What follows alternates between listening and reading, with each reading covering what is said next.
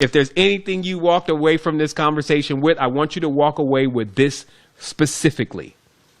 Remember, all of this is energy, okay?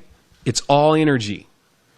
So even when you get into conflicts or you experience something in your life that there was a lot of energy transferred at that moment, remember that that energy is trying to do the same thing all energy tries to do: survive.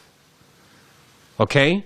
I want you to realize this. When you get into a situation and there's strong energetic signatures being used, this could be arguments, this could be anything. Joy, that's the one we were talking about earlier. Find those joy reference points. But even the arguments and things, they are energies and they want to survive. So how do you think an argumentative energy can survive other than by continuously reminding you of it? Now, the issue with the I-ness, because again, there's pros and cons, the I-ness likes to focus on those things only, because what the I-ness is like, I don't ever want that to happen again. Okay, that's why the I-ness gets stuck a lot. It never wants that to happen again. So what'll happen is it'll keep reminding you, remember that bad thing happened? Remember blah, blah, blah, and so and so? This is why I don't deal with those kind of folks. And the reason why it's doing that is because it thinks, because it doesn't really function like the subconscious and the collective side of things, it thinks that if you somehow forget, remember, it doesn't have tie into how this side works. So it thinks that if you forget, you'll let it happen again. And it doesn't want that.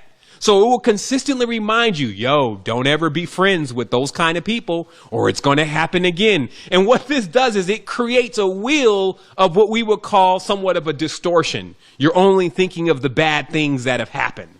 And of course, it wants to survive, so it keeps repeating it. But notice how the consciousness, and this is where do what thou wilt truly should come into play, it can still choose what it wants to focus on. It can either focus on all of the bad times and the things that it doesn't like, or it can focus on all of the great times and the things that happen in a great way.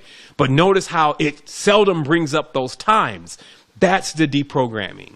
The deprogramming is every time the mind starts thinking about the things that it doesn't want to ever happen to it again, and so they were bad things, and it starts refreshing you of that, throw a flag on the play, blow the whistle. And the penalty is to actually think of that time, and even if you need to write them down, the times where you had a good time. Because here's the interesting thing that's also found out. When something happens, right, let's say something happens right now, okay? My mind really will, and my body, my consciousness, and through that experience, will encrypt that experience into a code, okay? This is what we're calling DNA. What this does for such a beautiful mind is it puts a lock on the beautiful mind where it does stay stuck in this tense, into this loop where it keeps looping around those memories. And the only way to break yourself out is to go into the stronger codes, because you'll notice that those times that you had that were great times, they're almost as clear as if you were recalling them the day you experienced them as you start to sit in them. And that's why I'm saying it's a meditative technique. You can do this before bed. Start thinking about the great times that you've had and then blow it up in your mind's eye like an IMAX scene. And then experience it all in that moment and keep repeating it back to yourself, and watch how the body starts energetically responding to that moment as you keep playing that back. So this kind of technique, this is the techniques of masters.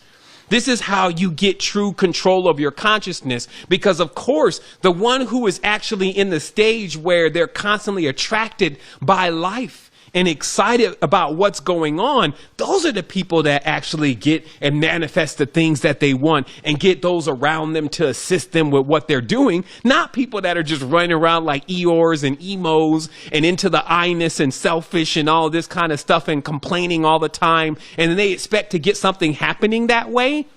You can't do it by yourself.